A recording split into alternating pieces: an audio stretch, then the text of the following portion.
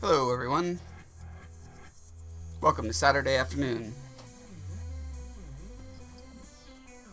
Gonna give my software a minute to finish starting. There we go, I think we're live now. Hi guys, I'm Josh Foreman, in case you can't read the bottom or don't know who I am. And this is a Saturday afternoon stream, and I'm gonna be doing some illustrating today.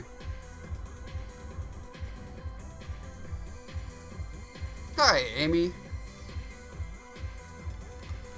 You are #1 today. Congrats. So, you're probably going to end up saying this a lot as people join in, but basically I'm going to be doing illustrating. I'm going to be going from kind of rough stuff like... Okay. So here's where I finished the pencil work, and this is what I want to end up with, is something that's detailed. And so the pencil work is detailed, but it doesn't have those highlights that really make it pop, and that's what I want to do today.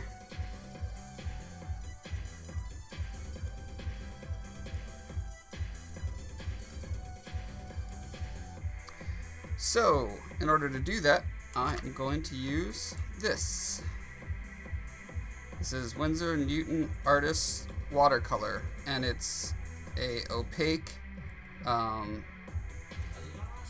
It's not what you think when you buy watercolor. I don't know what the difference between this and gouache is, to be honest. But yeah, it's super concentrated.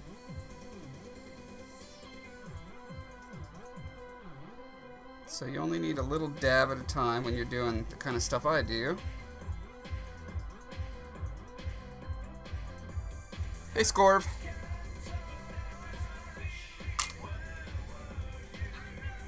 Alrighty.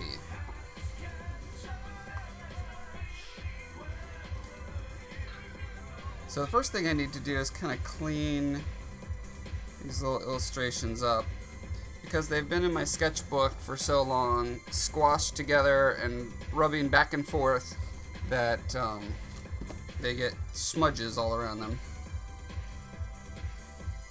And so for cleanup, I like to use an electric eraser.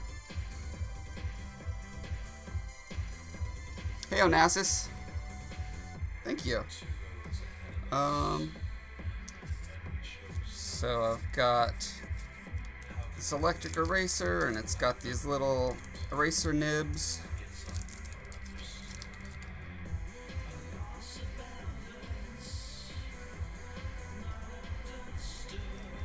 And this is just such a huge time saver.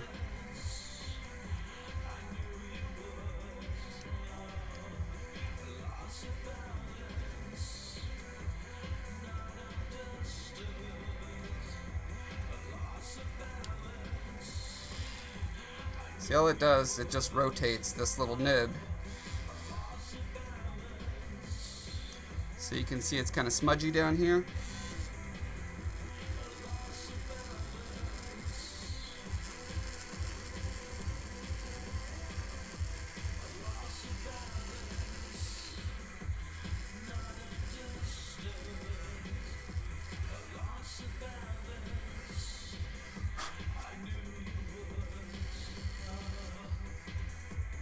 And now it's nice and white.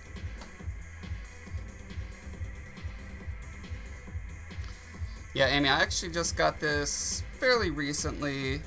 You can do all the same stuff by hand. It's one of those things where I was doing more and more of it, to the point where I was like, you know, if I end up saving an hour or so every time I'm doing a sketch, you know, a page like this, then it's probably going to pay for itself in no time.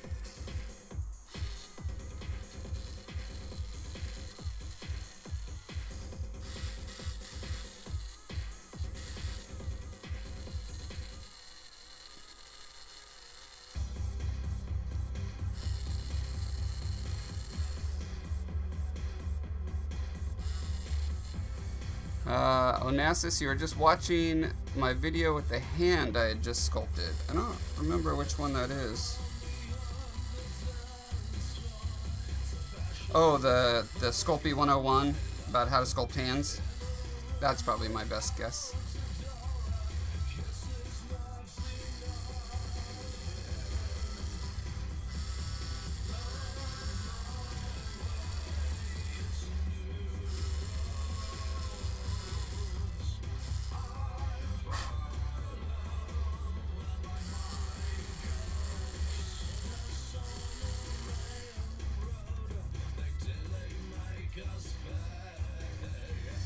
Onassis says, trying to scope for the first time, trying to make the face hugger from the aliens. Oh, that's cool. What do you mean by scope? Like you're trying to plan how long it's gonna take and how much materials it's gonna take?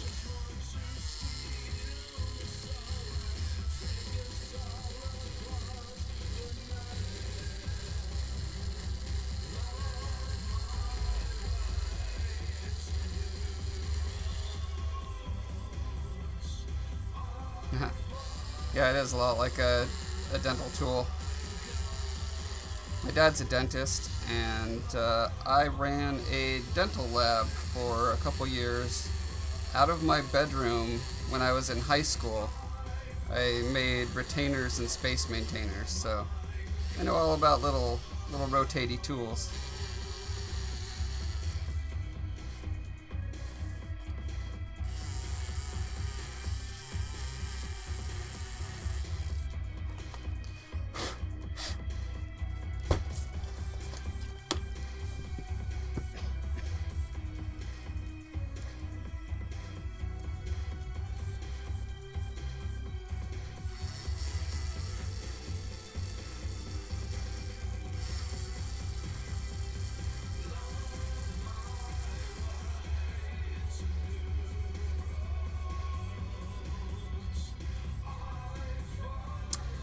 Scorv, they are especially good for getting highlights in eyes, yep.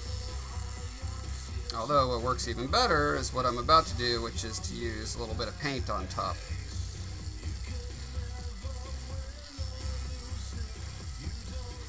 The paper that I'm using here is about 20% gray. It's kind of a toned paper, so that helps me, when I'm doing my final illustration pass, really pop out the highlights. Looks great.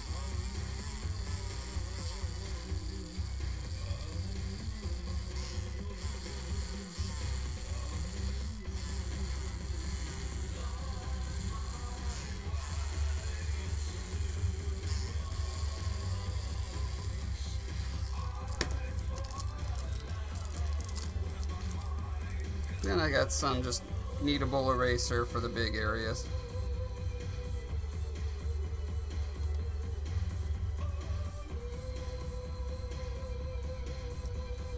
Also, sorry about the camera shakiness. I am working on getting a nice mount that I can get the camera right above my workspace. In the meantime, it's just on this wonky kind of bendy mount thing that's on a stand, and then the stand has to go over and it touches the table a little bit, and I can't get it so it won't shake. But I will solve that in the future, one step at a time.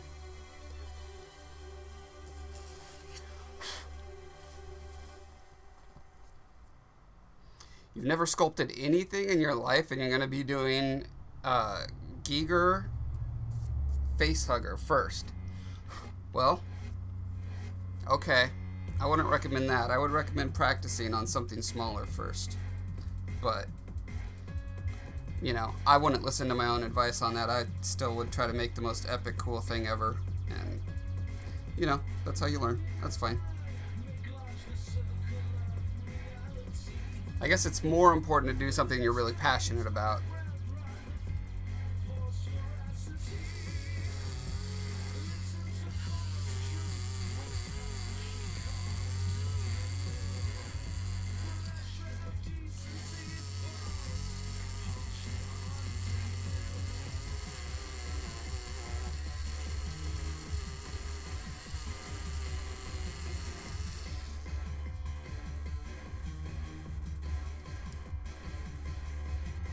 Hey, thanks, Onassis. Thanks for stopping by. sure there's a better way to pull the nib out further without popping it completely out.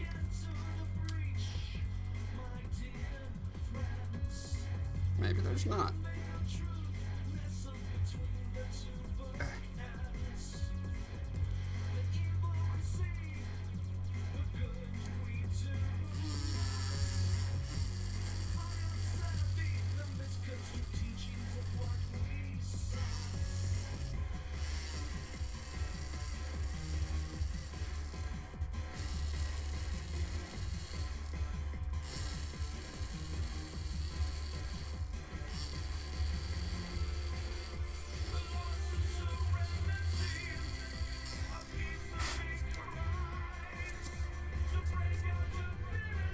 In case anyone's wondering, these illustrations are for a book that I'm working on right now.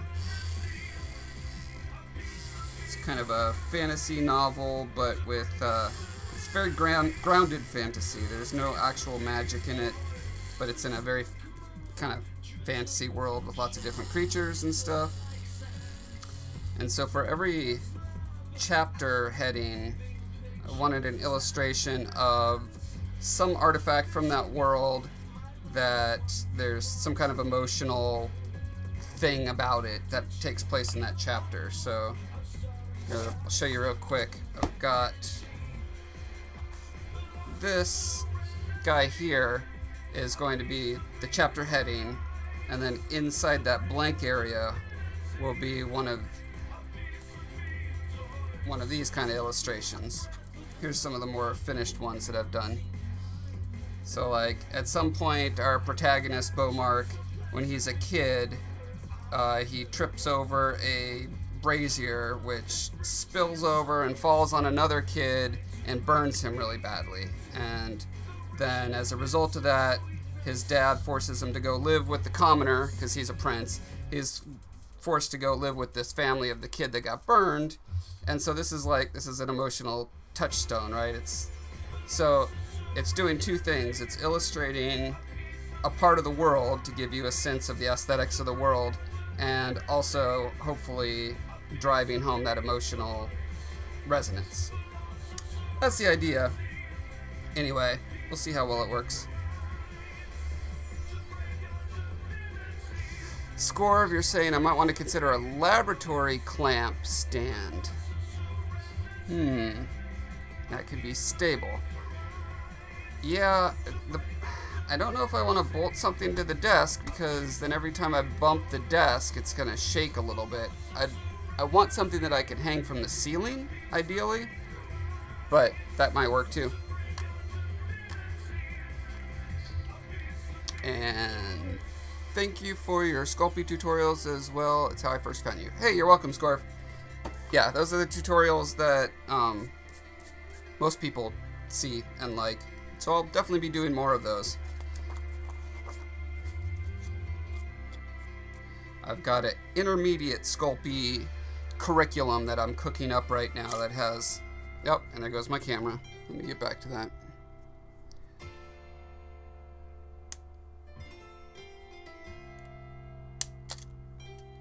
Cannot wait to get a new camera that doesn't do this.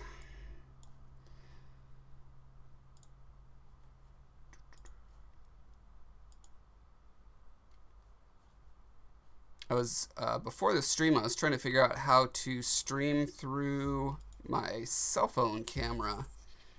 And there's a couple different solutions, and none of them worked. Whether because the software didn't load right, or I don't know. I'm so bad with technical stuff. Okay, back in business.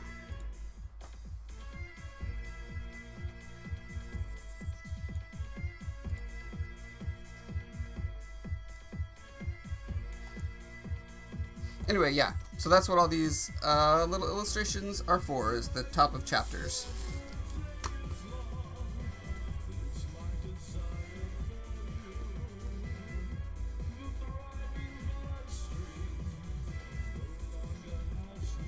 The way I decided on them was, as I was reading through the chapters, I was making this like list. Uh-oh, is my camera frozen?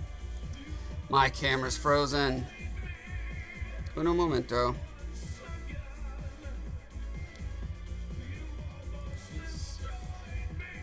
You go. There we go. No? Still frozen?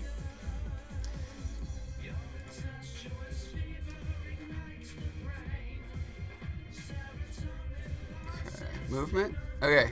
We have movement. There we go.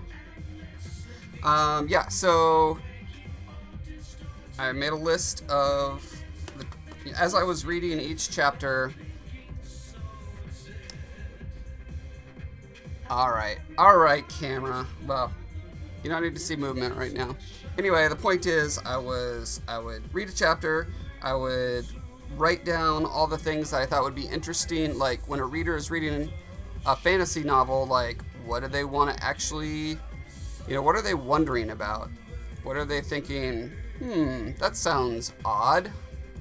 And then I'd put that on the list, and then out of those things on the list, I'd find the thing that is the most emotionally poignant or important in that chapter. Yep, it works, and then it stops working. And I don't know why it's being such a big baby. Live view. Yeah.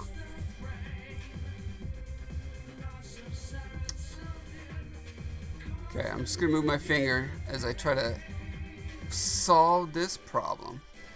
Am I using a DSLR yet? Yes, that is what I am using, and it keeps, I don't know if it's cleaning its sensor or something, so it does that every random amount of time. And now this is kind of a new thing where it's just the feed freezes up going from the camera to OBS. It's like if I keep it if I keep moving it around, like reminding it that it exists, it's fine. But the second I put it in the background and I'm like, all right, just work, then it stops working.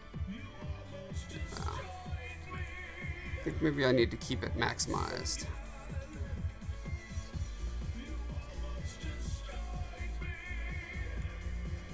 All right, anyway, back to work.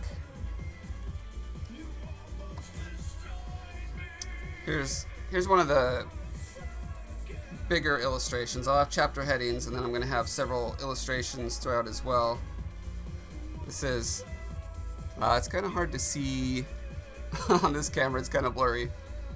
Right. This is like a race that the protagonist, Beaumark, he's having to do this kind of obstacle course with a bunch of other boys from his village, and they're like climbing up the tree here, and he's got to swing on this vine to go and get this little knife thing. And that knife thing is one of the things I'm illustrating somewhere here. So that was way too much talking and not enough arting. Not enough arting.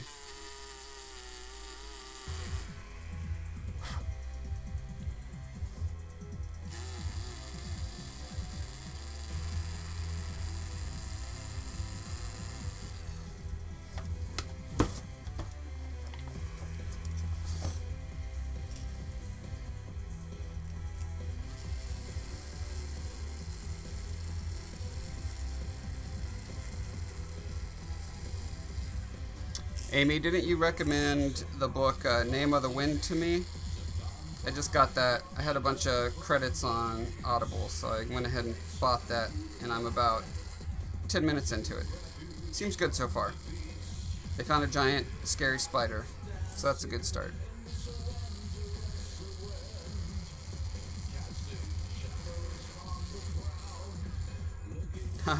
That's funny. The guy on the song said, "Casting shadows on the ground," and I was just erasing around a shadow on the ground. Coincidence?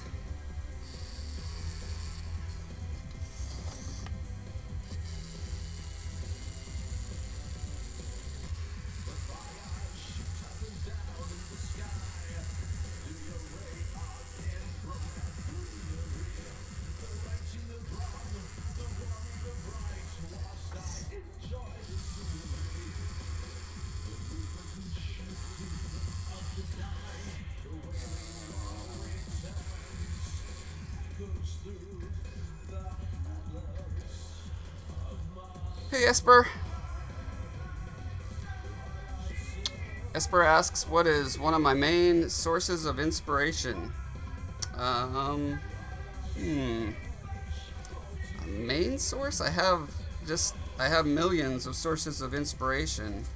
I don't know if I could really hone in on one. And I guess it depends on what you mean by inspiration. Like, for specific things, like when I'm creating creatures and stuff like that, my main source of inspiration is just nature. I like finding pictures of weird critters that most people don't know about, or pictures of critters that people do know about but doing unusual things, or in a pose that maybe I've never seen before, or doing interesting things that I've never seen before. That's always very inspirational.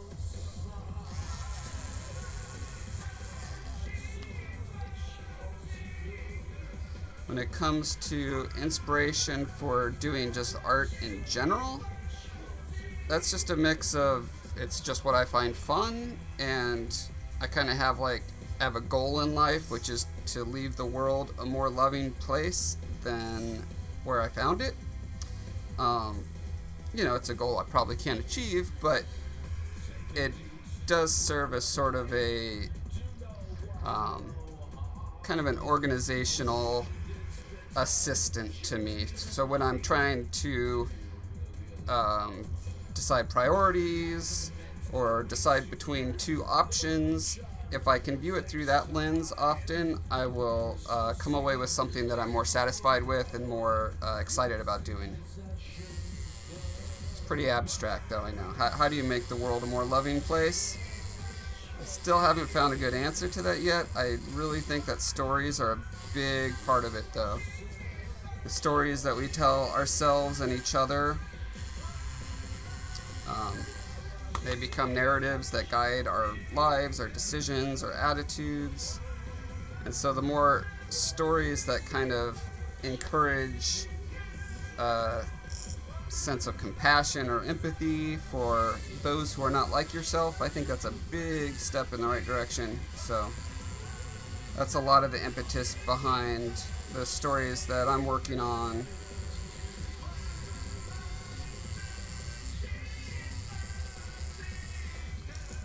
On the other hand, I don't want my work to be preachy or sappy, so it's not like in order to achieve those ends I'm going to be all, I don't know, I see a lot of artists who think that they need to be soft and pillowy and nice, like their art needs to be all those things in order to achieve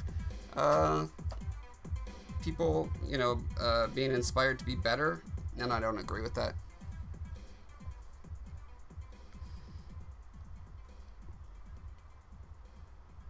Score, if you agree that The Name of the Wind is brilliant, awesome. Looking forward to it. I got that, and I got The Dark Tower, the first book in The Dark Tower, which apparently the movie they made is pretty bad, but I've heard a lot of people saying the books are really interesting. So.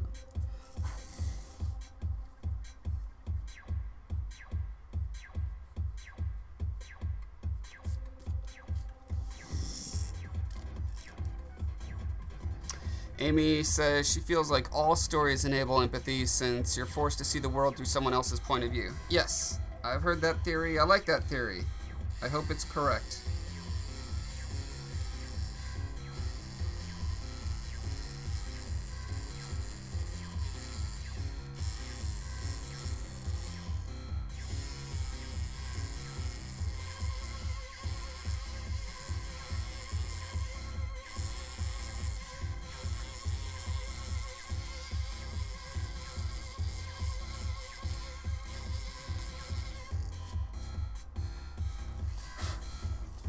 And I don't know if fantasy and sci-fi is particularly better at accomplishing that because the variety of sentient entities that you come across is so much broader.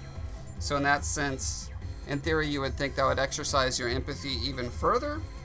But then on the other hand, it's kind of abstracted because it's not directed at other people in the way that, you know, non-genre fiction does.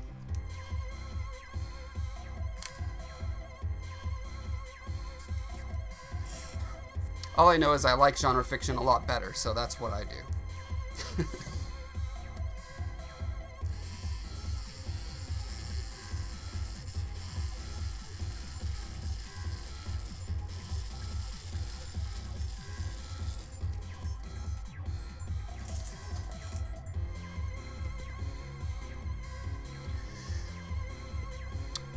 Paolo is saying he realized you're watching an older part of the stream.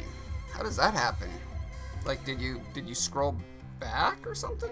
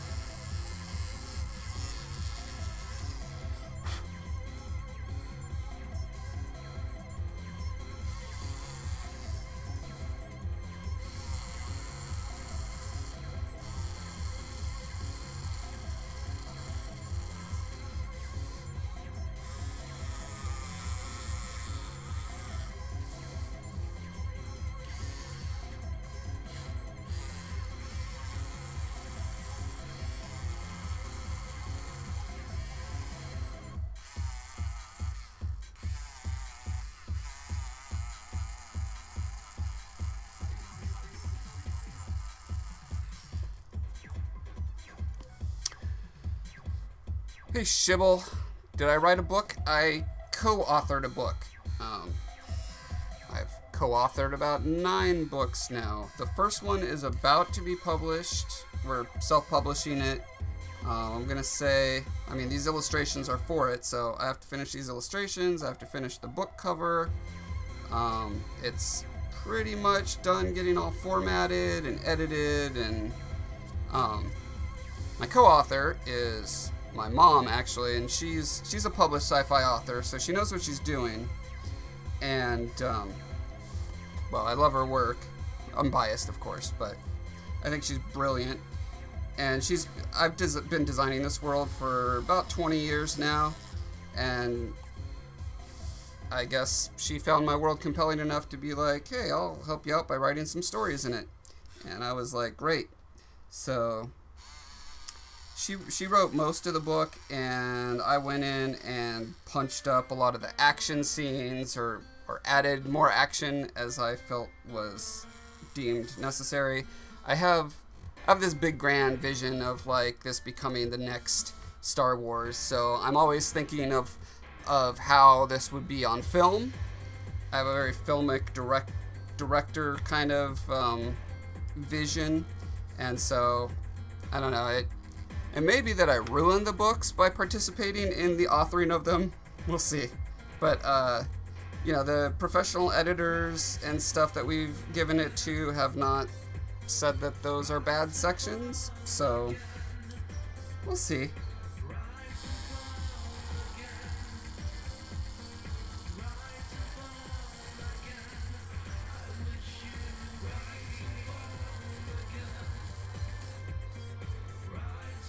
Hey Henrik, you finally caught a stream. Congratulations. Do you think Saturday afternoon is a good time for you?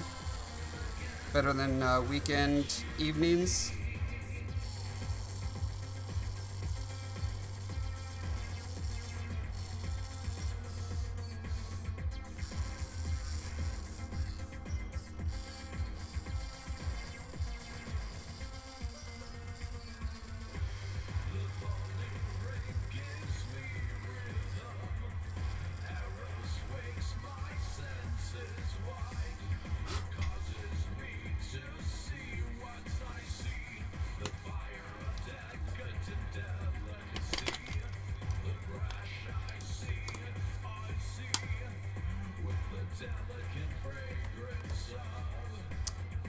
Hey, Andy.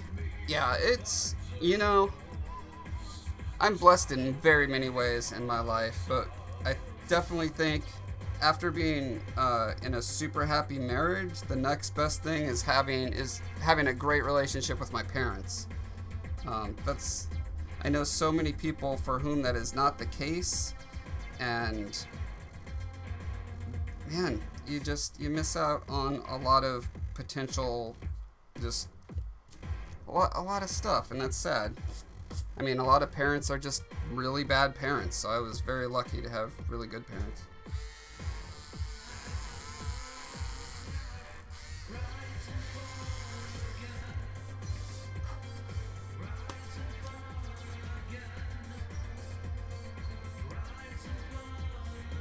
Oh yeah, Henrik, it's kind of the opposite of a fancy pen.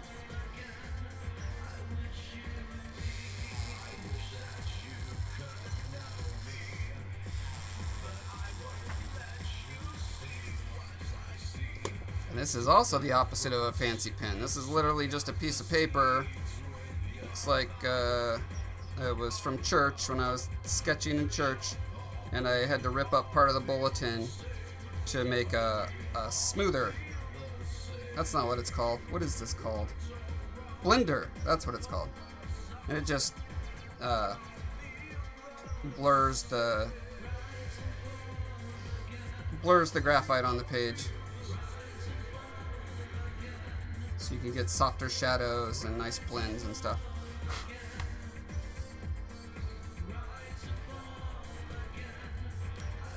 Hi, Dane.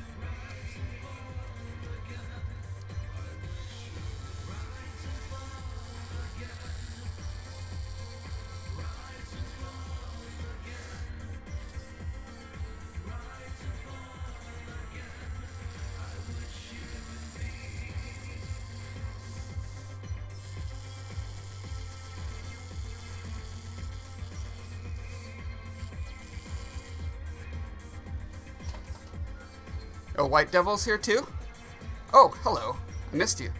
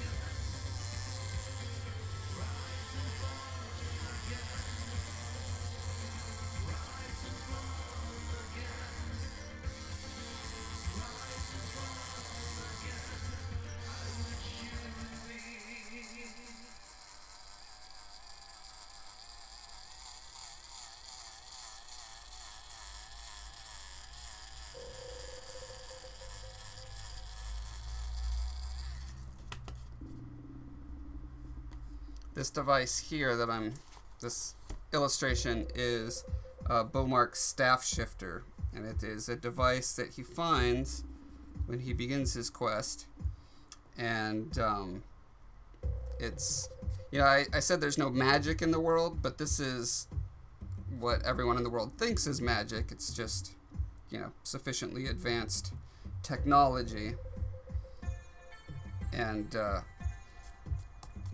I wanted him to have a weapon that was not lethal, but still high impact. And so basically it's a bow staff that can shrink down into, you know, 1.5 feet long. So it's basically like a memory metal stuff, and has a psychic link to the user. With enough practice, they could make the little claws at the end grab stuff. And he ends up merging it with some other tech, like a rope, so that it can actually shoot out and grab onto things and then pull them along.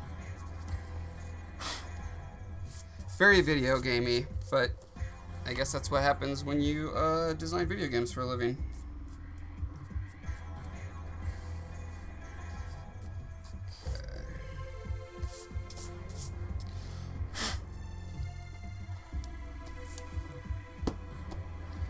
Alright.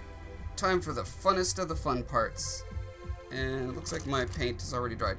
So I'm using Artist Watercolor. This is opaque white.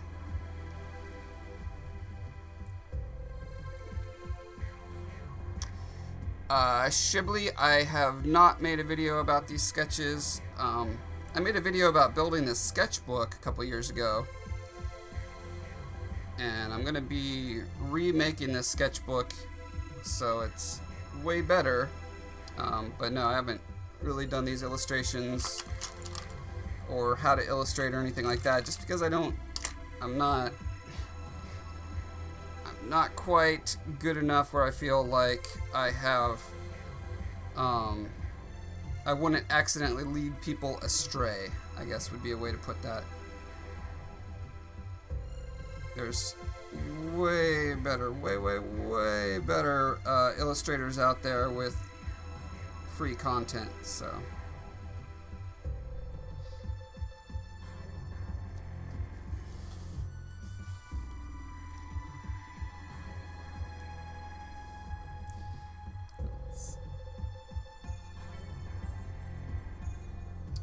So with highlights, I try to be pretty delicate. I don't want to get over, like, heavy-handed with them. Because when you look at, like, black and white photographs and look for places where it's, like, truly white, the thing has to be really shiny, or the picture is overexposed or something like that.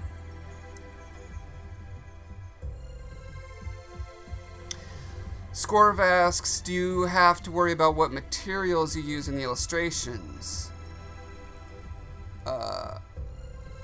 Since you need to scan them for your book. I don't think that's been a problem. Like, as far as using something too glossy or anything like that. I bought a nicer scanner than the one the one built into my printer had, and that helped a lot with just picking up the fidelity of everything. Yeah, I haven't really seen a problem with that.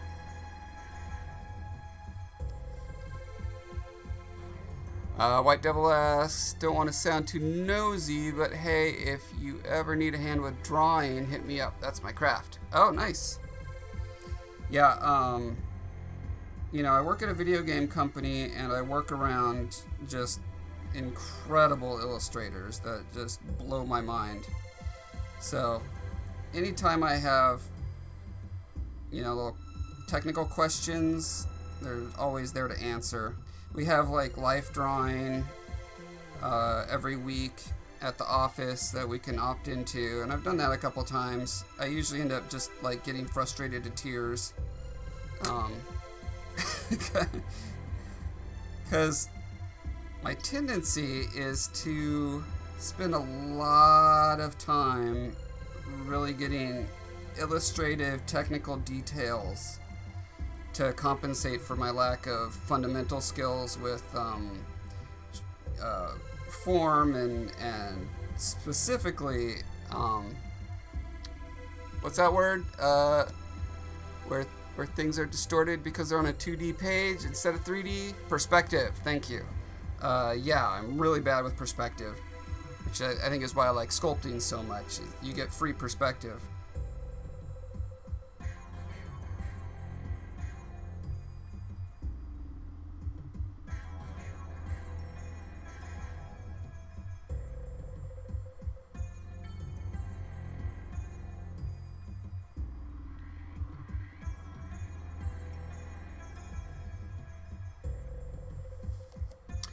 Can you guys even see those? Wow.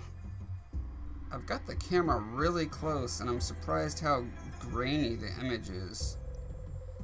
I tried putting a lot of light on it, and that kind of blew it out.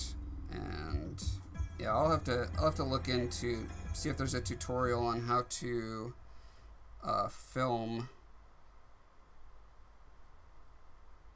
illustrating on white paper for the camera.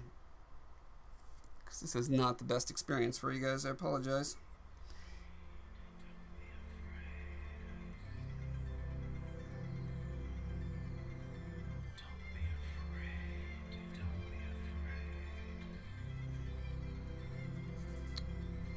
So I've got this little cup of water that I keep dipping the tip of my brush in just to help with the flow of the paint because it's fairly thick.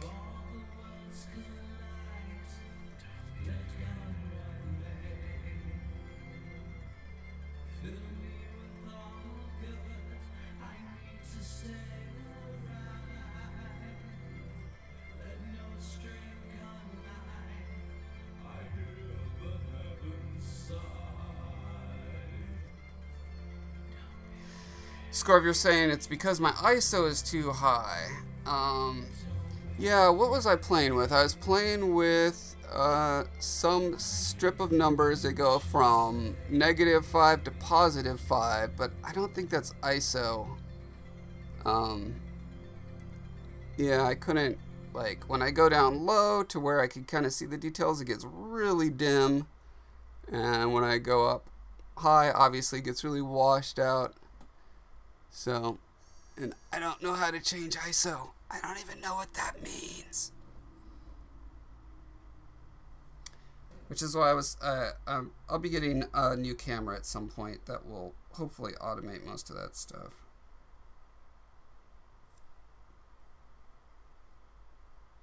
Or I'll get my photographer friend to come back and help me figure it out.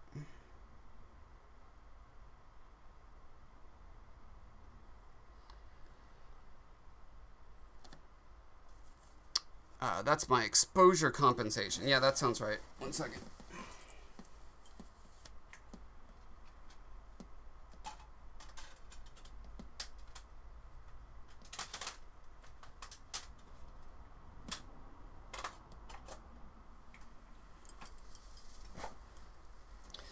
Let's see if I can figure out ISO on here. I'll go to my menu. Got image quality. That's not going to be it.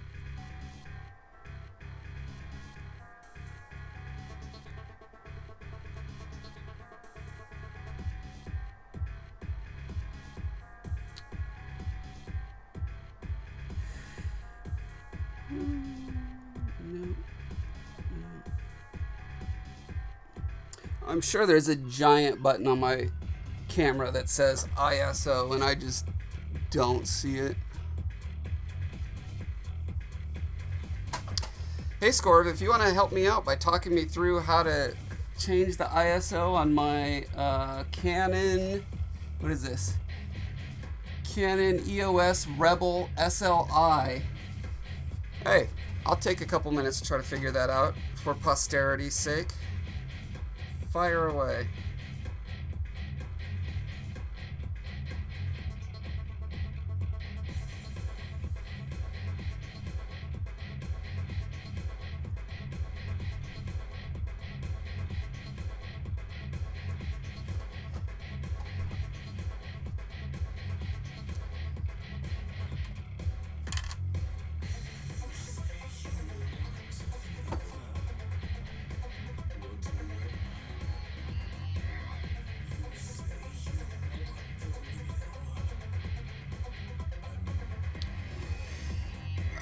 You can use a white light source.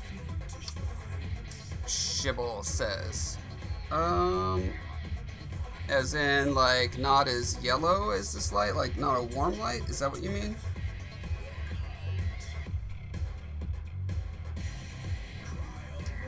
You know what? Let me just try something real quick. I've got a big, you know, fluorescent box light over here.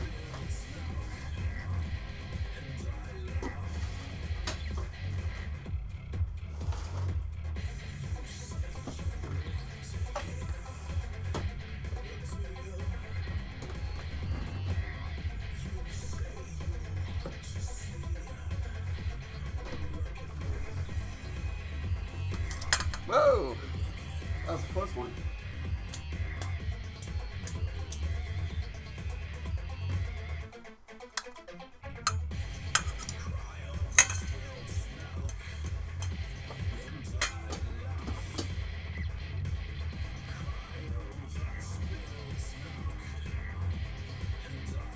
We were almost gonna not have a problem because my camera was gonna be destroyed.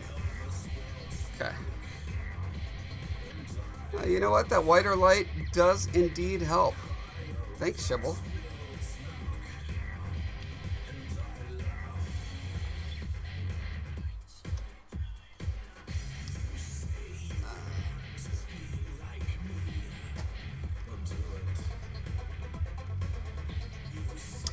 Andy, you work on, you listen to similar music while you work? Yeah, I listen to a huge variety. Depends on my mood. Sometimes when I'm really sleepy, I just put on like this really dark, depressing, gothic stuff. And then usually when the day starts, I like really energetic stuff like this. Gets my head bopping around. Hey, Stefan. Scorv says, cool, 1 sec, I'll grab my Canon as well. It's a similar model, so you can talk me through it. Awesome. I mean, it's going to be an awkward, stilted talk since we're like 20 seconds apart, but I'm all for it. Let me see how close I can get this light without destroying my studio.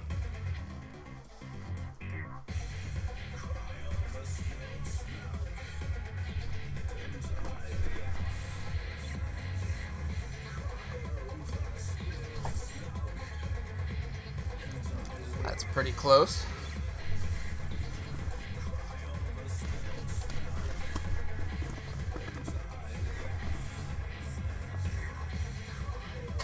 Bloodlit Radio. I have no idea what that is. Is that like a streaming channel or is that a band?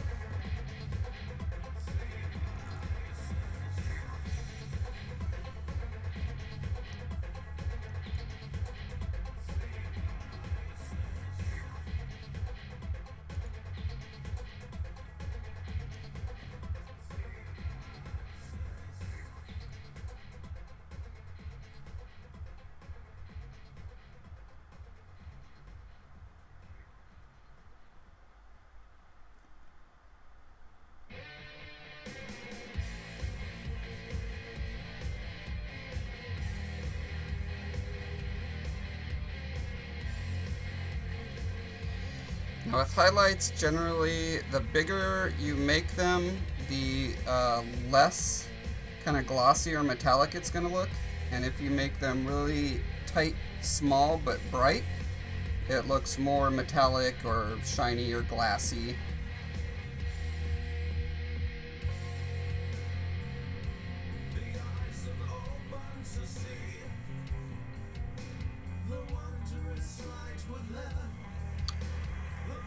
This thing I'm working on now is a torque.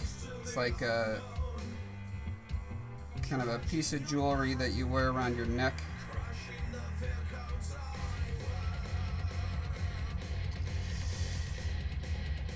Hey White Devil, thanks for stopping by. Okay, Scorv says you should see a button. Oh wait, I think I missed something. Let me scroll back up.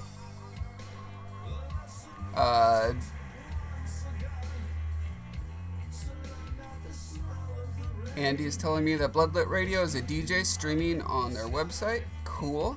Okay, Scorv is saying dial that is probably on the top. Keep a note of what is at the moment so you can switch back to the way you have it now if you want, but then switch it to M. Okay, I can switch something to M. M for mature, I assume. There we go. M. Okay, then you should see a button on the back that is labeled Q. I do see a Q button. I'm going to press it, see what happens. Okay.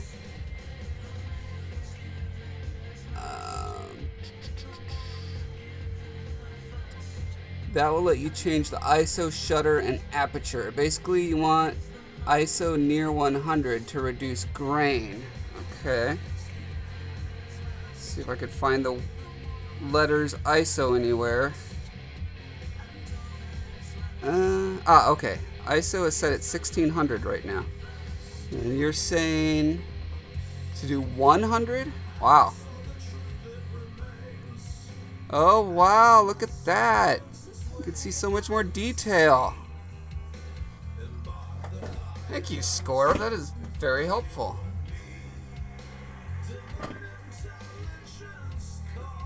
Okay, the lower the aperture number, the brighter the thing will get. See, I've had people explain this to me like 300 times, and I just apologize to everyone. Like, it just, all this information just bounces off me like water off a duck's back. It does not absorb for whatever reason.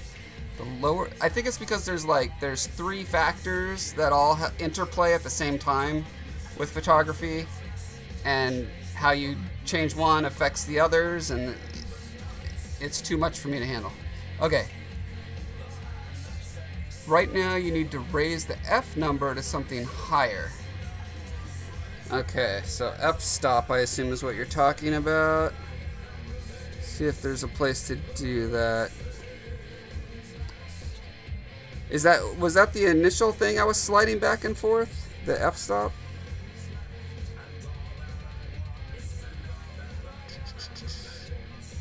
I do not see an F number anywhere. Yeah, now it's...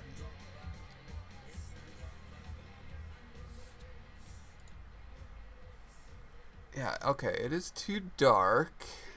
Let me go back to my ISO and put that up. Ooh, what does auto do? Helps a little. It's too much.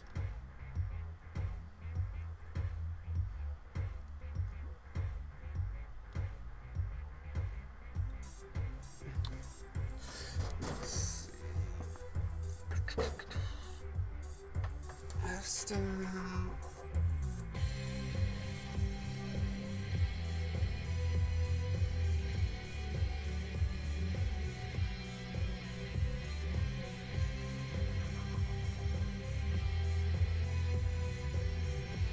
We've got another scale back here. No. Huh, it's not the ISO, but it looks like it's doing the same thing. This one goes from 30 to like 4,000.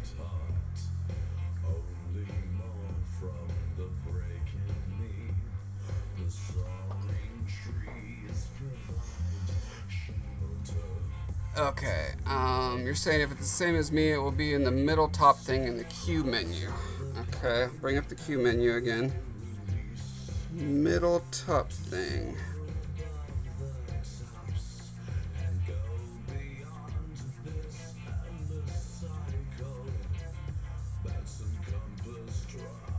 I still see nothing that says f-stop.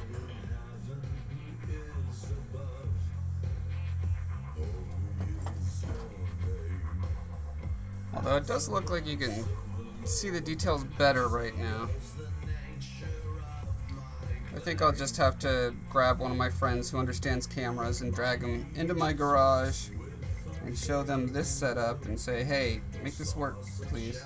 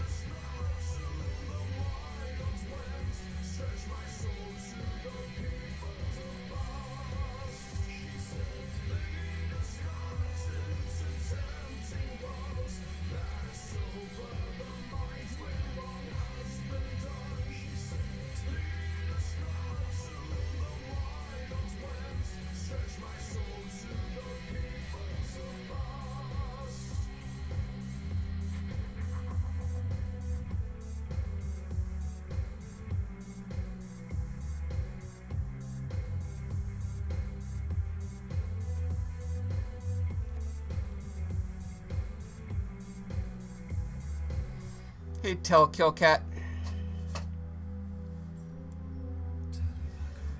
Stefan, is this the same sketchbook from the video I made way back? Yes, it is. And it is not great I'm going to be making a new one soon, and I'll be doing a video about that. I'll show all the problems I came up with this one. I mean, this is essentially a prototype. You know, I found out that certain materials have certain lifespan. Like you can see, this part here is peeling off, and the binder part, this plastic keeps snapping, so it's getting smaller and smaller. But I mean, overall it's been alright. It's done the job, but I can do better.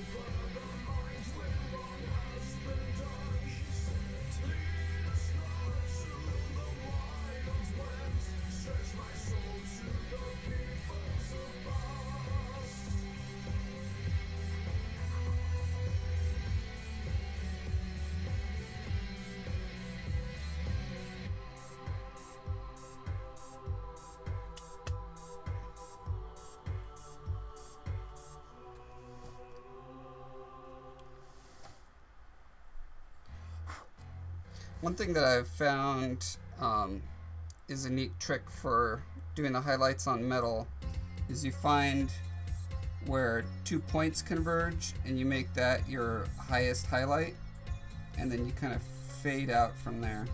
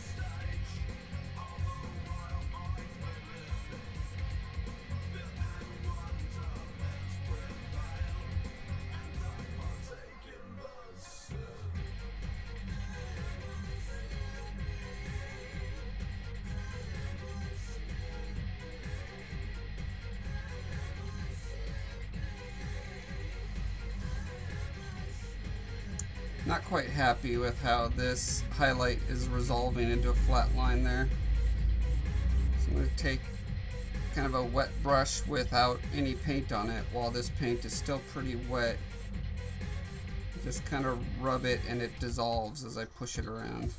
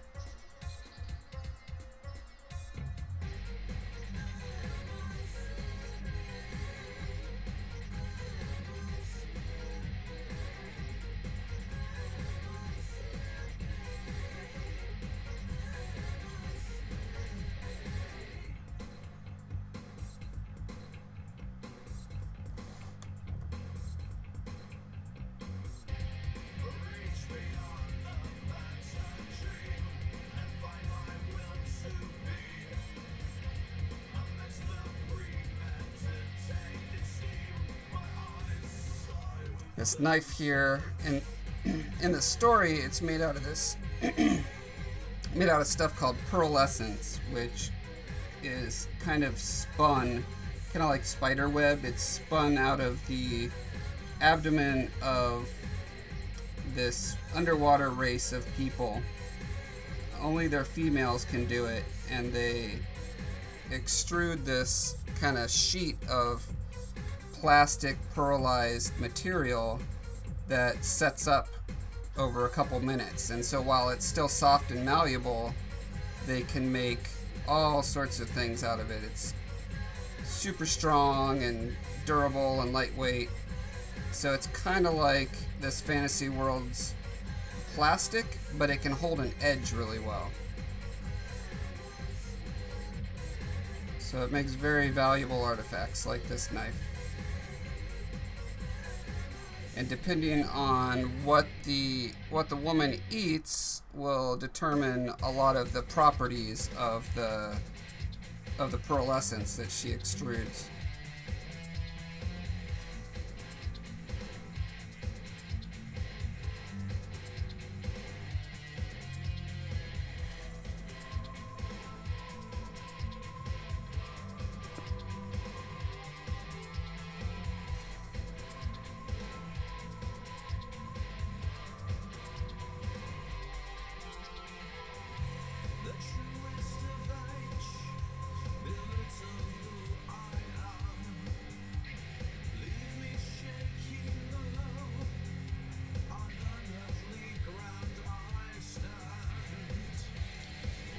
A good painter slash illustrator would be able to do what I'm doing right now, like laying down this highlight, probably with 3 or 4 strokes, where I'm using hundreds.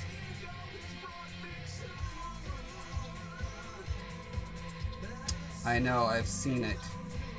I see it around me every day at work, and it constantly blows me away.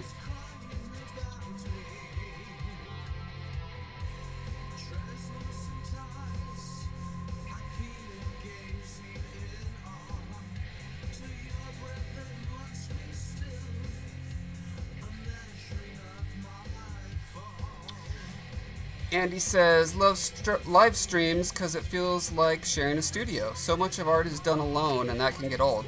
Yeah, I agree. I like live streams while I'm working.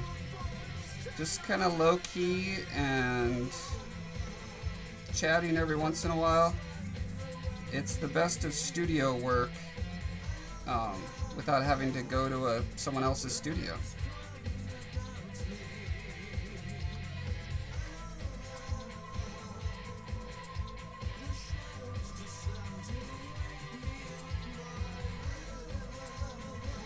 I also like getting to know artists in that way, and you know, non-scripted, non-edited way. Get a sense of who they really are.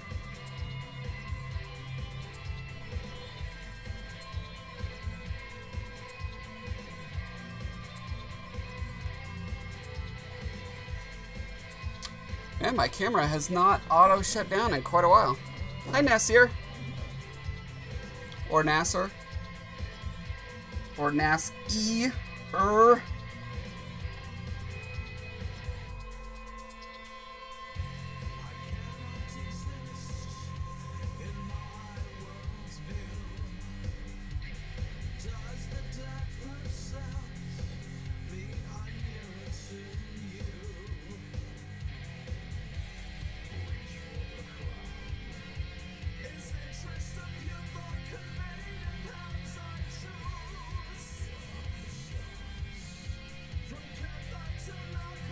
Here's a place where I'm going to have to go back in with my pencil and reestablish some lines.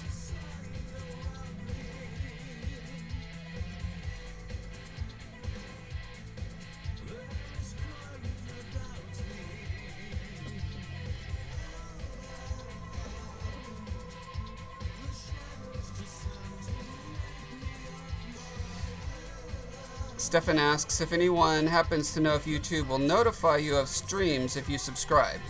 And Nasser is correct that yes it will.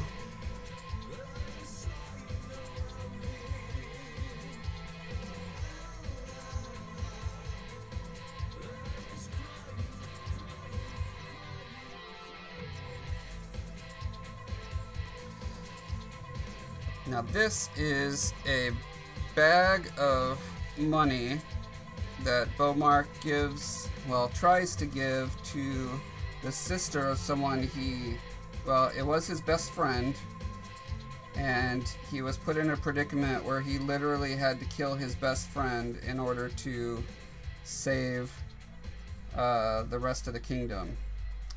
And his best friend's sister is not super happy about that fact. While Beaumark is getting banished from his island nation, he runs into her and tries to give her this gold in compensation, and predictably she throws it on the ground, and that's what this illustration is for this chapter.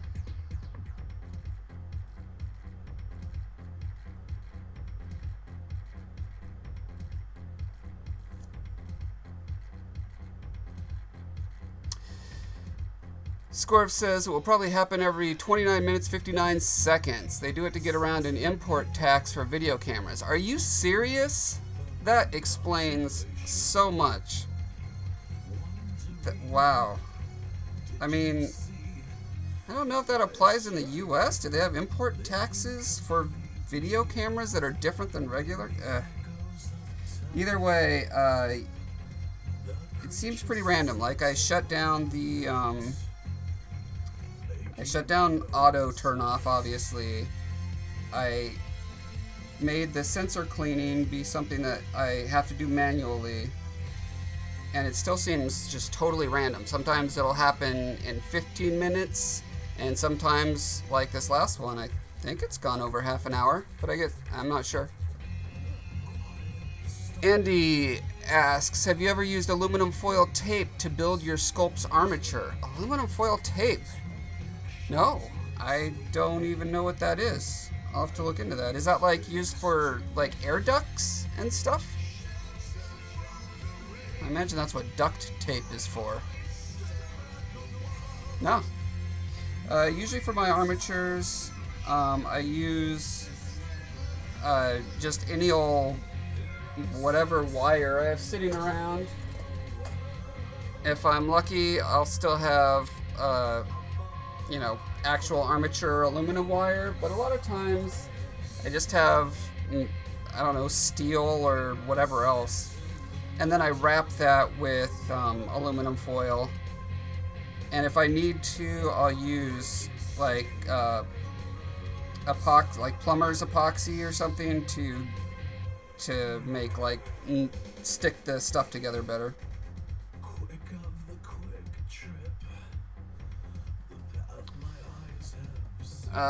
Nasir says, Josh, are you planning on creating an art book? Well, kind of. I mean, I'm doing a lot of art for this novel that me and my mom have been working on. She does most of the writing. I designed the world and some of the characters. She designed some of the characters. And obviously I'm doing all the illustrations for it, which is what I'm doing now.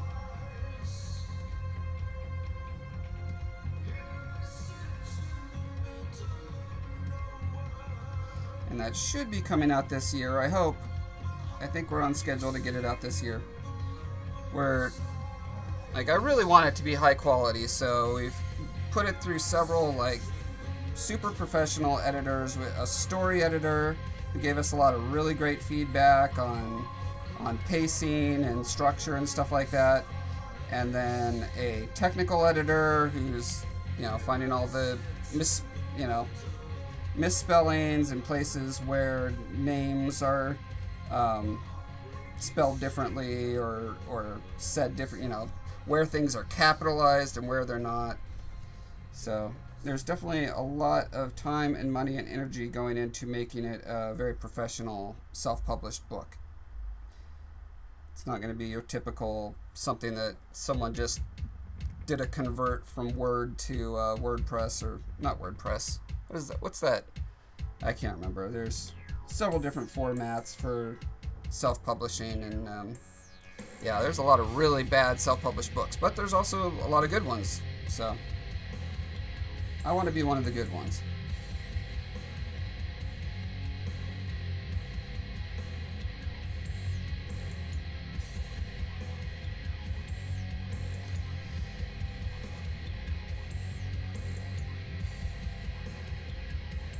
Nasser says, are you using a regular white paint for the highlight, or is it something else? Yeah, it's this stuff.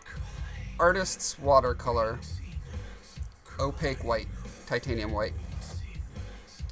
Andy is referring to the aluminum tape, I assume, and saying hardware stores sell it for $5 or so. An art doll class mentioned it. Picked up some from Harbor Freight, and I am in love to lock down stray foil. Oh, okay, so you've got a bunch of foil, and it's just all craggy and gross, and you use that tape to kind of wrap it. Sounds like a good idea.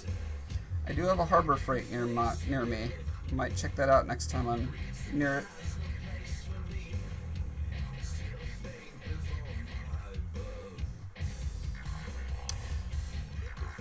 Scorv asks, any idea if you can do a silicone casting of Sculpey without baking it, so you can reuse the Sculpey when you take it out of the mold?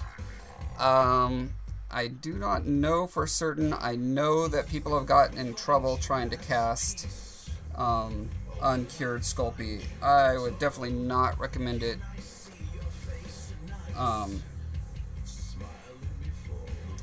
Yeah, because then you'll be... Well, so some people are tempted to do a clear coat over uncured Sculpey, and that's a bad idea. Don't ever do that. And I'm guessing that the oils that are used in Sculpey could be a cure inhibitor in a lot of those silicones. I mean, you could always try a test batch, just see. I'd be curious.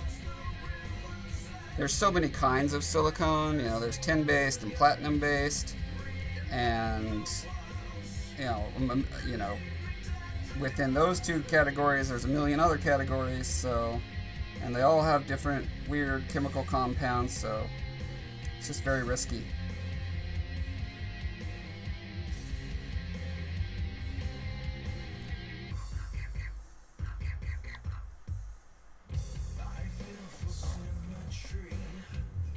Paradusk says, this time is really good for me. I'm in the UK, so all your other streams have been around 4 a.m. Well, you know, get your priorities straight. Get up at 4 a.m. and watch my streams.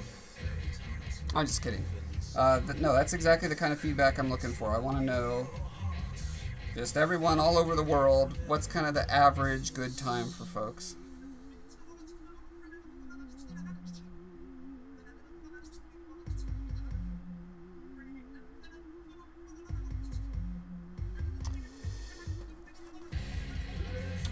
Andy says, no, do not cast uncured Sculpey.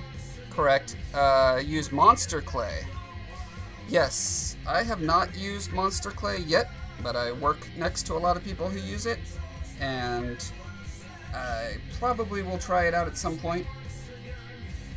But yeah, that stuff is designed so that you can mold and cast it and then reuse that clay.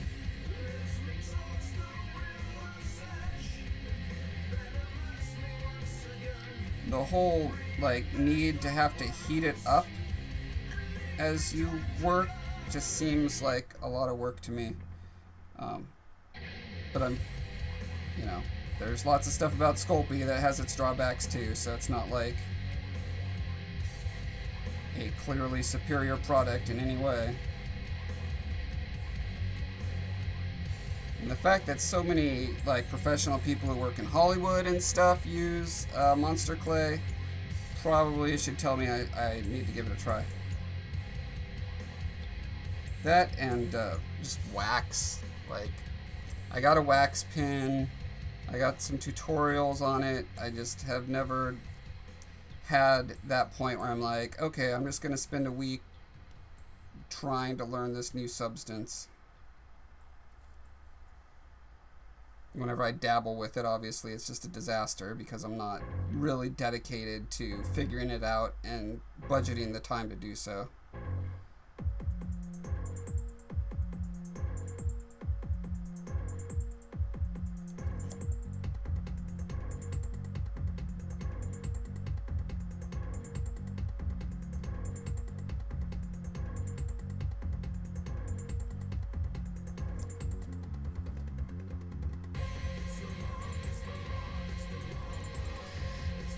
Nasir says, I'm asking because I collect art books from all over the place. Disney comics, video games. It's amazing to see all the illustrations of the artists. Yeah, I have a lot of art books myself. And they are awesome. I really enjoy them. Andy says, it's an issue with getting the Sculpey out. If there's silicone still in the sculpt and you later bake it, it can release fumes or interfere with the cure. Yeah, you... You do not want rubber or silicone mixed into your Sculpey. That would be very bad.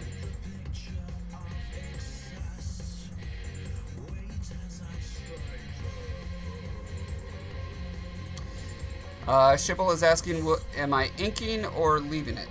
I go black and white. I am so bad at color, you would not even believe it.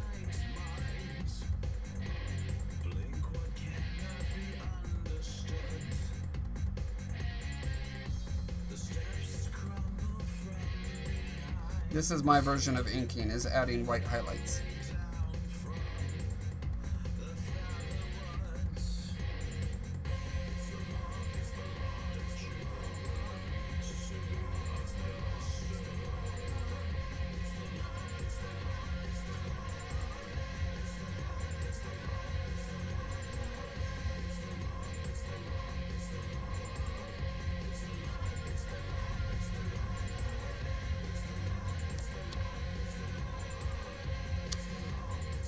Stefan G says between 6 a.m. and 2 p.m. Pacific would be a great time for me to watch from Germany.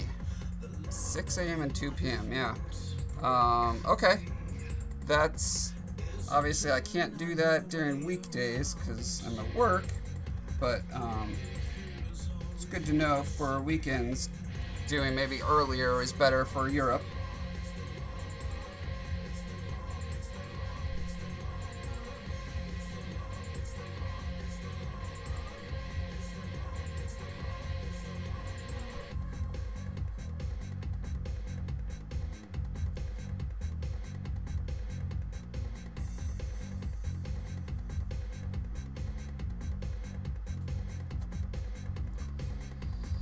Andy says art books are often the coolest part of collector's editions. Yep, I agree.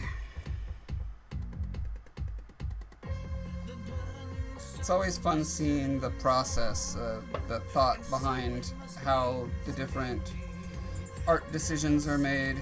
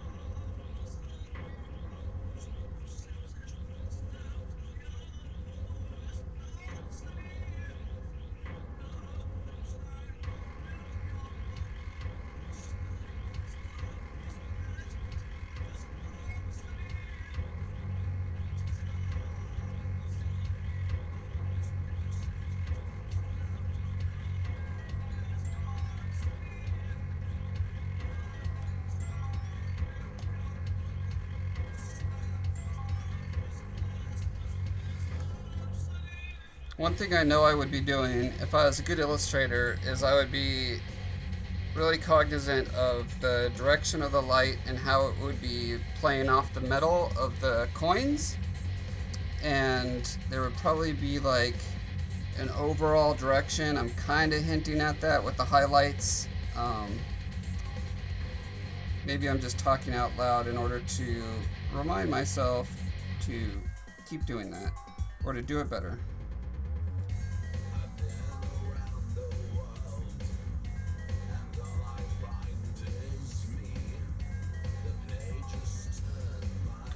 On some illustrations, I'm very tempted to just model it on the computer and render it out, and then kind of pull the highlights and stuff from that. I actually did render out, because like I mentioned, I'm really bad at perspective. So for this illustration, I modeled this boat in 3D in Maya, and then I just took some screenshots. I didn't render it or anything like that. I just took screenshots and then put down some carbon paper and traced over the printouts onto the paper and then illustrated over that. So that's one way to overcome a specific weakness, if you got that one and you know how to 3D model.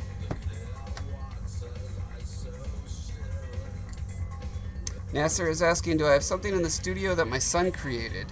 Oh, you know, I just reorganized and cleaned up a lot of stuff, and I put all of his stuff in a box. And so, because they were just on a shelf getting like wrecked, all thrown together. So I don't think I have anything off the top of my head. Although, if you go to shapeways.com, you can look at some 3D models that he made and then put for sale on to buy. Actually, I'll bet there's an easy way for me to paste a link in the window. One sec. Shapeway.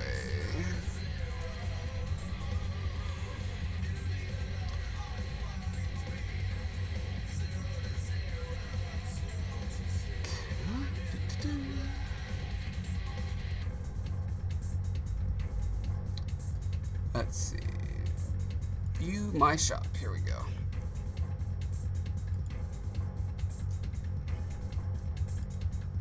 All right, check this out. Andy says, Sculpey getting air bubbles is the annoying part. Loonies, when baked, are getting air trapped around the narrow wire armature and sliding off. Monster clay looks a lot easier for casting fiddly things. I mean, usually if you've got fiddly things, and I'm fixing the camera now. Usually if you've got fiddly things, you kind of have to detach them and mold them separately anyway.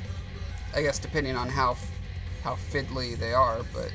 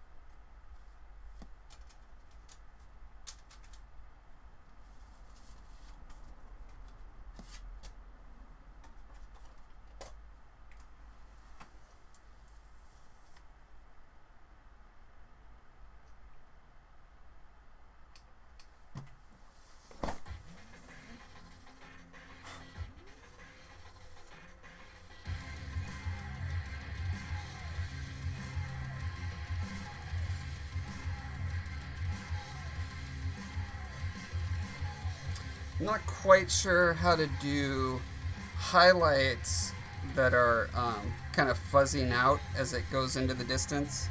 I mean, I can obviously do that in Photoshop once I scan it in. Well, I guess probably the best way is to just take a wet brush and squash around the highlight. Yeah, that seems to work.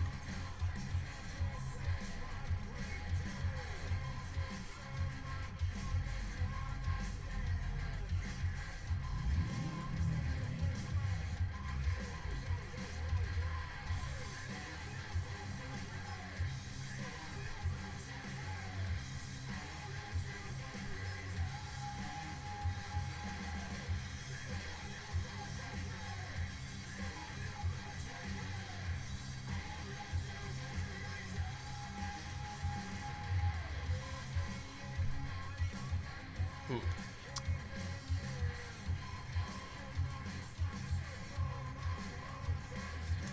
I probably got a little too clever by half when I was designing these coins. I wanted them to be unique looking coins. This is a little island nation, and figured there's really interesting coinage from small societies, so I thought it'd be fun to just try something really kind of weird and probably kind of just detracts from the legibility of what this is even a picture of.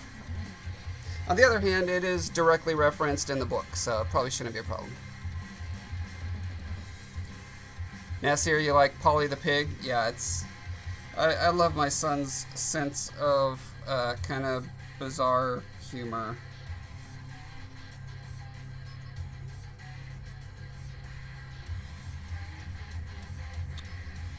Maybe someday I'll figure out how to have bizarre humor, but in the meantime, I just enjoy his.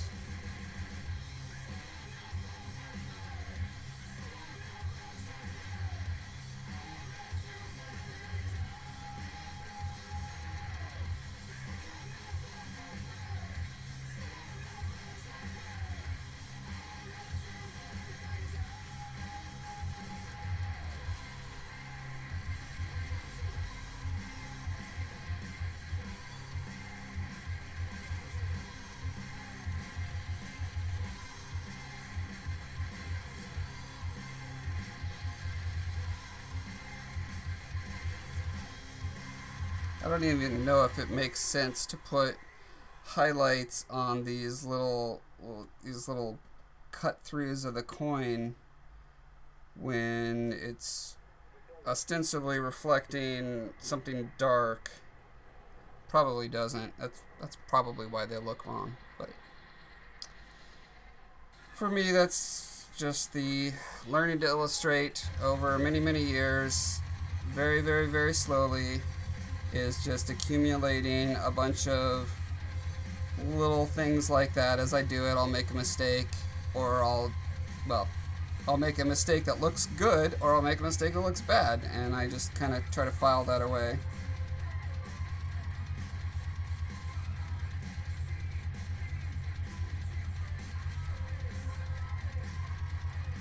And if I was really dedicated, what I would do is I'd erase this and start again, you know, iterating on that newfound knowledge. But I have so many goals in my life, and becoming an amazing illustrator is not one of them.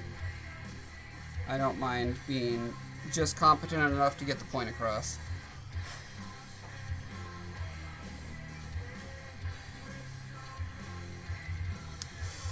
Amy, you think they still look like coins? That's good.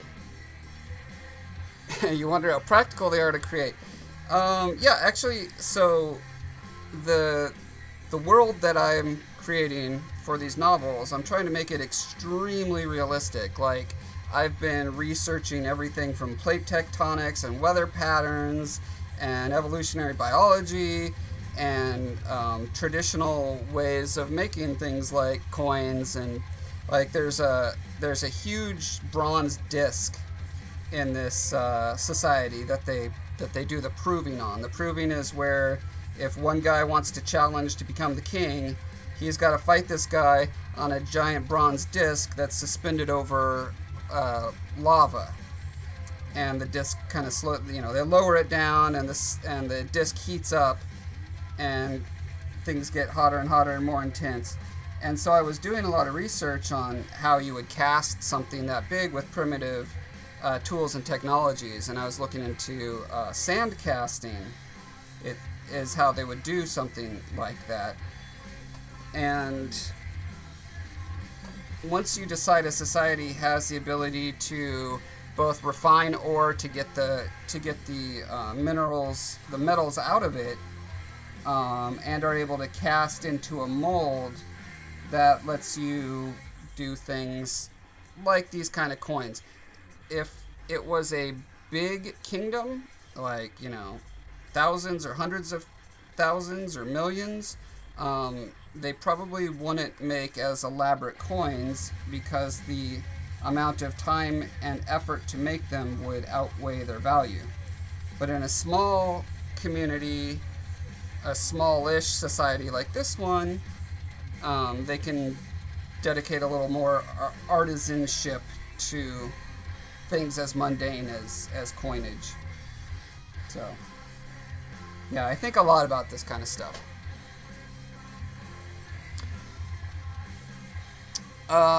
Stefan asks, I wonder if there have been similar coins in real life. Well, so from the research I did, there are coins that have holes in them for sure, but most of them that I've seen are modern. Most ancient coinage is very much just discs with, you know, an imprint on it. But I know from mold making that there's no really big reason not to have like holes permeating it. So I guess I just figured, hey, let's try to make it original and cool. If it's something that is plausible and cool and original, that's that sweet spot I'm trying to find in my world building. Is to find something you haven't necessarily seen a lot and that can be possible. So like there's no floating castles or flying dragons or stuff like that, but there can be things that can be facilitated by the technology that they have, like this memory metal. They've lost the ability to make more of it, but they still have, you know, quote unquote wizards who use that technology. So there are still some pretty interesting magical seeming stuff going on in the world.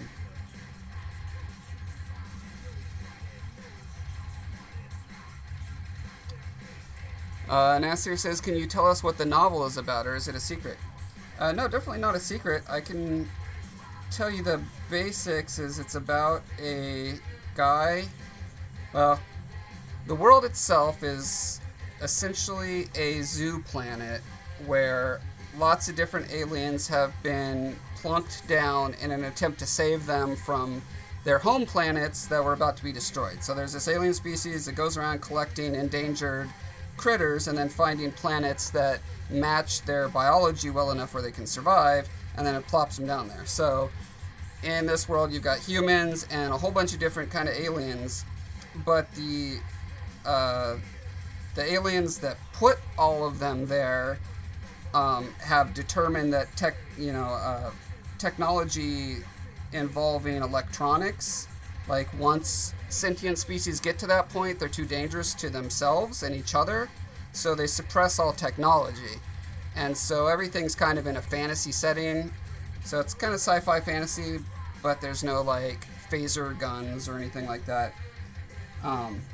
So anyway, the first novel is about a teenager. He starts out as a boy, and he's in this kind of island nation, and his father is always under threat because he's kind of too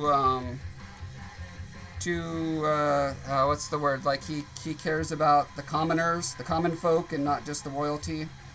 And so there's a plot against him, and through the machinations of the bad guys, it turns out that ends up going on a quest out into the wider world, has to sail away and bring back 10 treasures from 10 different nations.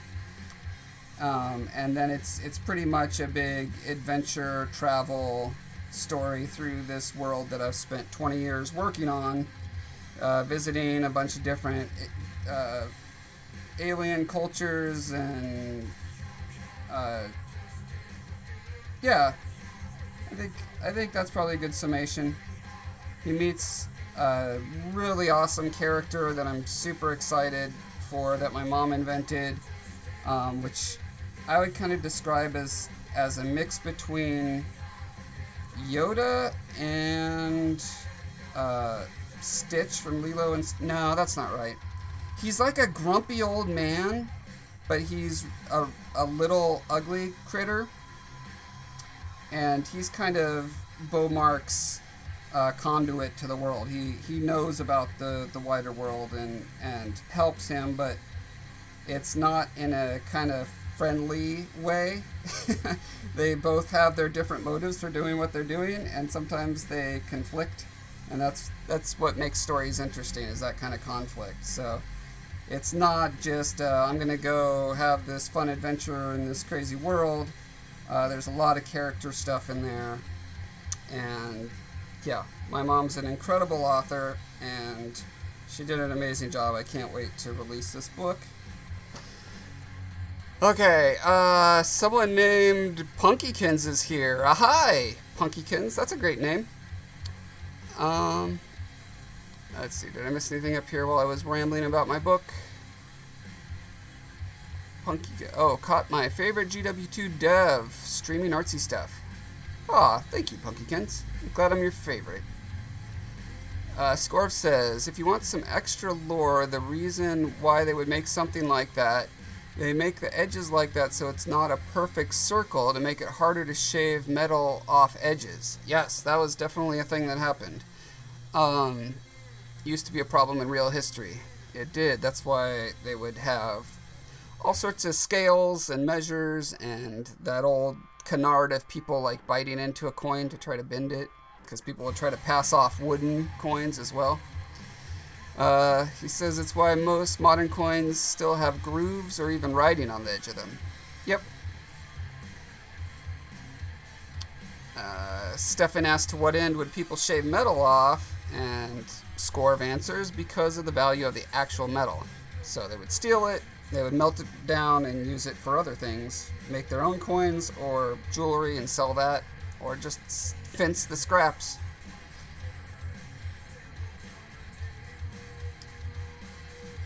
Nasir says, it sounds amazing, Josh. Honestly, can't wait to get my hands on it. Great. Great. Yeah, I can't wait to get it out. I hope this year, if I keep up the current rate of the illustrations that I've got going, we should have it out this year.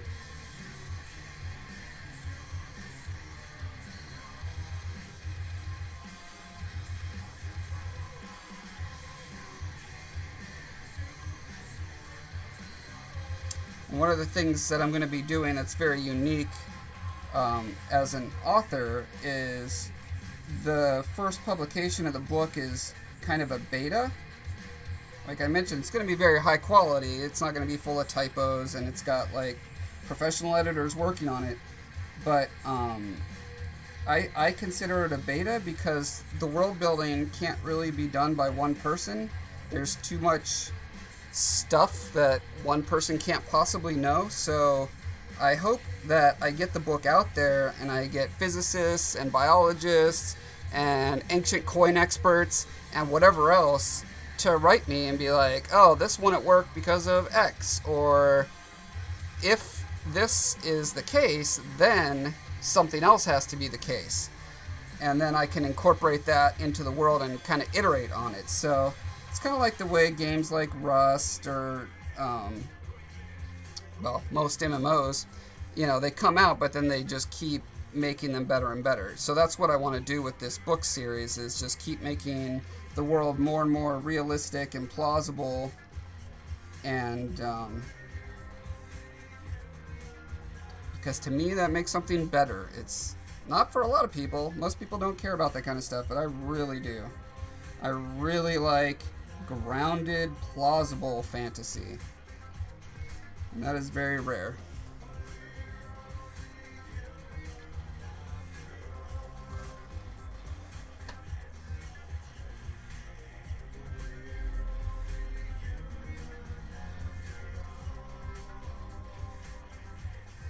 This here that I'm illustrating right now is a box that Beaumont gets. This is kind of near the beginning of his adventure when he first gets to the mainland that's away from his island.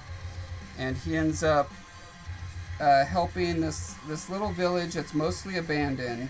There used to be a mining town there, but now it's a mining town on a kind of a cove. And on the other side of the cove is a giant collapsed castle. And Beaumark finds out that that castle was destroyed by a wizard, which to them is just someone who could use this crazy technology, right? And the people in the village that are left, you know, most of the miners moved away when the castle collapsed. But there's a few people still living there, and they're being harassed by these creatures called the Ungol, which are able to train animals in a far superior way to humans because they have little scent glands built into their toes. It sounds very weird, but they're basically like these little monkey-sized sentient creatures with these long toes that can stick them into the nostrils of most creatures, and through scent and other forms of manipulation, get them to do the fighting for them. So they're riding on like bears and moose and, you know, well, not literal bears and moose, but, you know, creatures of that type. And they go and do raids kind of like Vikings would.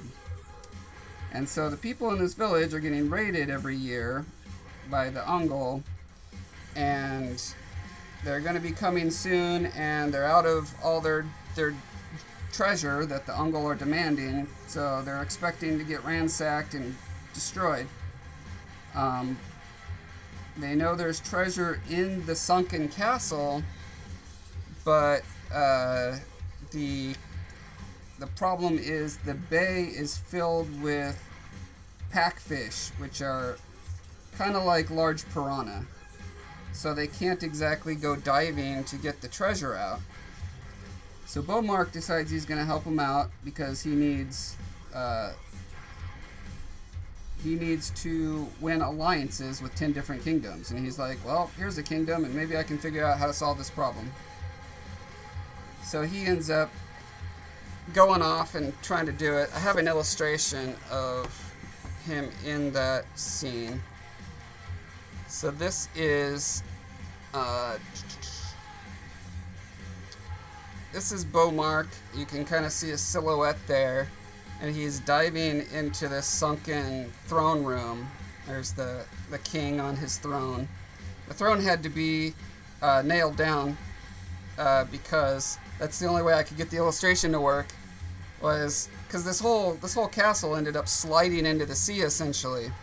So anyway, my mom wrote the description of the scene, and she had, you know, a skeleton slumped on a throne, and I was like, that doesn't sound like if a castle slides into the sea that any furniture would still be upright.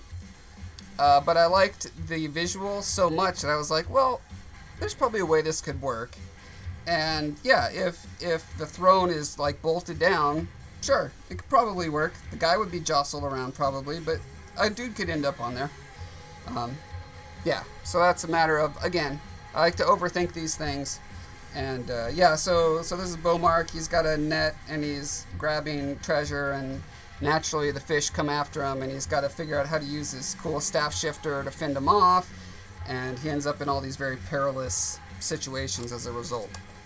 All of that leading back to when he gets back and he drops the treasure on the pier next to the townsfolk, and they're like, wow, that's great. So the guy he was talking to gives him this box that he was carving, and it is just symbolically holds their friendship. And that's the first treasure that Beaumark ends up getting to bring back with him.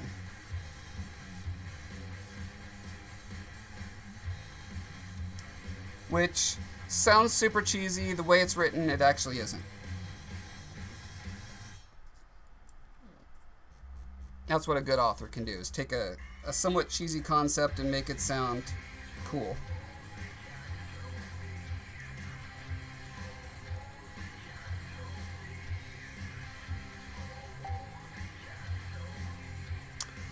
Nasir, yes, the writing is 99.9% finished, and only the illustrations are left.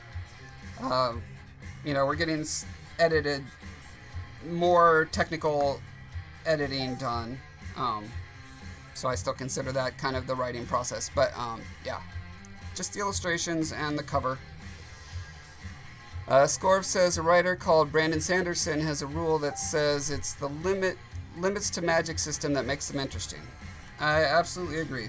I actually listened to his podcast called Writing Excuses.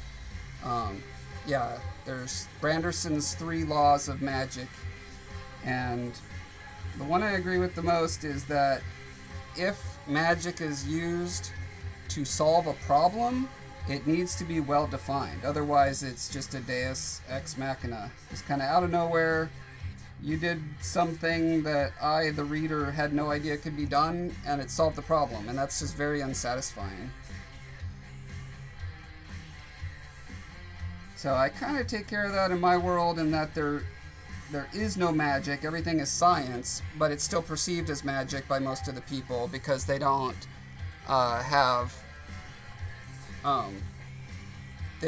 the ability to reproduce the technology anymore, because their ship is crashed on this planet thousands of years ago.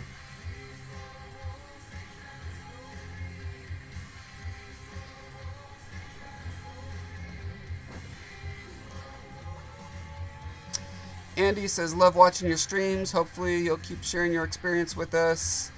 TTYL. Yeah, you too, Andy.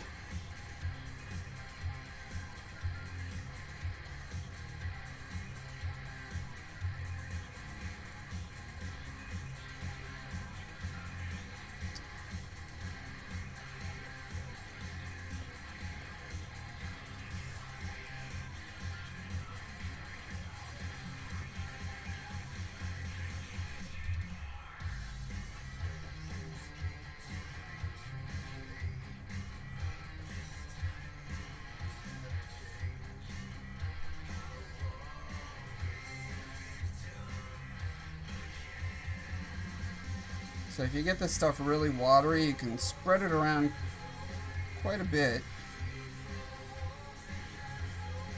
and it mostly disappears, but it gives you a little bit of a, a tone boost in that area.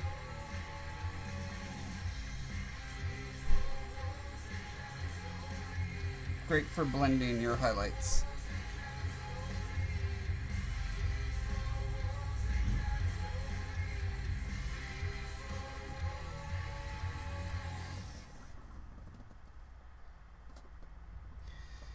You think my story sounds epic, Nasir? Yeah, it definitely is epic. It's a trilogy. The first stories about Beaumark is going to be a trilogy, and after that, we have several other novels that are in various, their first draft is written on all of them. We've got 9 of them, I think, now. They just haven't gone through all the editing and feedback and stuff yet, but kind of like expanded universe Star Wars kind of stuff. They just different characters, different places, but all in that same world. So really looking forward to rolling that out. It's kind of my life project that I'm shooting everything towards, is to make the next Star Wars IP, but with my own stuff. I've never seen an IP out there that actually tries to be scientifically plausible, and so to me that's a niche that I can try to fill.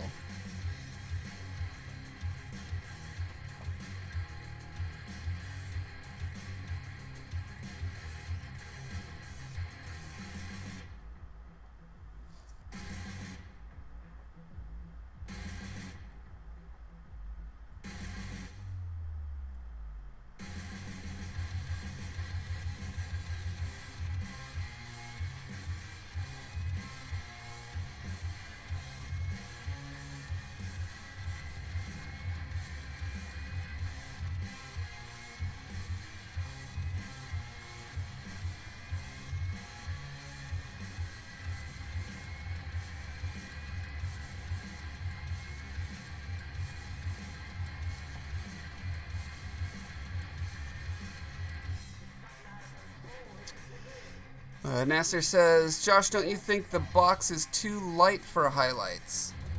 Well, on the screen it looks a little different than it does on the page. I think I mean, every object, unless it's incandescent, unless it's actually glowing, it will have shadows and highlights. So,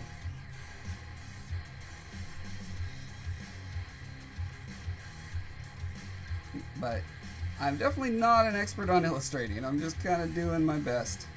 Someday I'll be able to afford a professional illustrator to work on my Talifar series. In the meantime, I'm what I've got.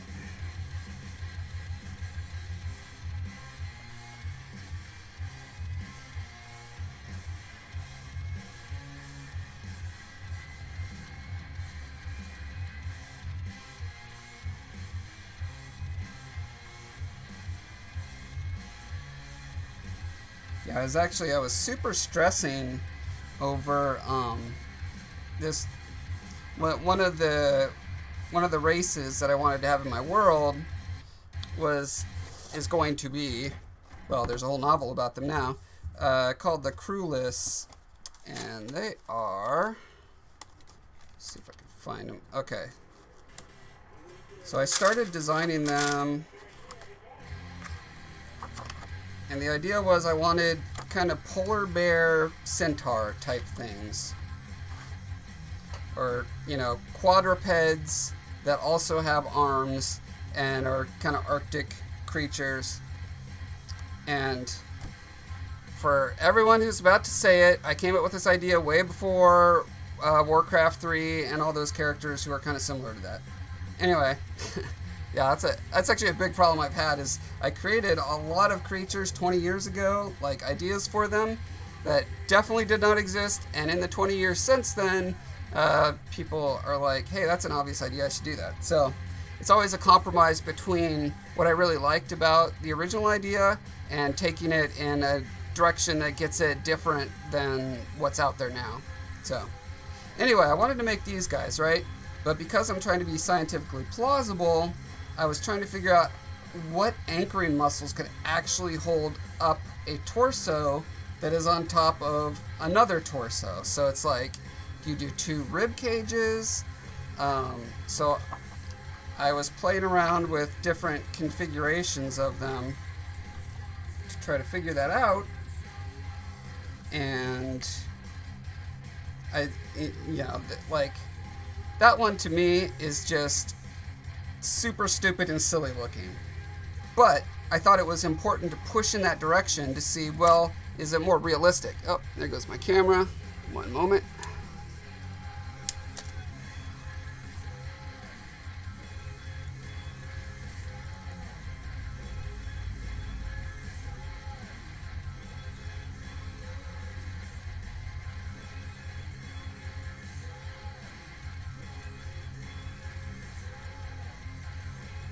That's not right. Come on, camera. No, that's my dashboard. Come on, you can do this, OBS. There's the camera. It exists. It's doing this thing. Why can you not see that?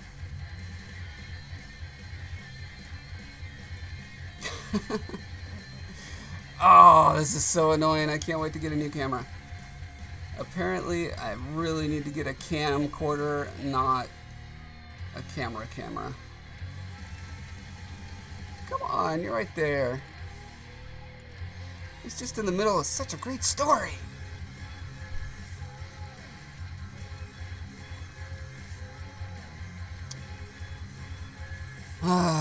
Well, it looks like my camera is done being a video camera. So, we'll have to pick up this thrilling story of designing the Crewless next time. And, yeah, sorry about that. Technical problems keep hounding me, but I am working. Every time I hit another technical problem, I end up going off and buying something else, so hopefully it won't be a technical problem next time. So, yeah. Okay, so, Stefan says, don't know what I expected to see today, but wasn't polar bear centaurs. Yep, full of surprises here. So, okay, this was a great stream, I feel like. Went almost 2 hours. and I could just keep going and going forever, but my equipment cannot. So, should I try again tomorrow? Tomorrow's Sunday. I've done a Sunday night. I'm going to try a Sunday earlier afternoon, like maybe around 1 o'clock. Yeah, let's plan for that. And we'll see how that one goes. And then I'll have lots of data to go over all the live streams that have happened so far. Might as well make me nice and big since there's no art to look at. Yeah, so, yes, come back tomorrow. 1 o'clock my time. That's Pacific Standard Time. And probably keep doing some illustrations on this, and I'll finish my Thrilling Centaur story. Yeah. Thanks, Amy. See you later. Bye, everyone.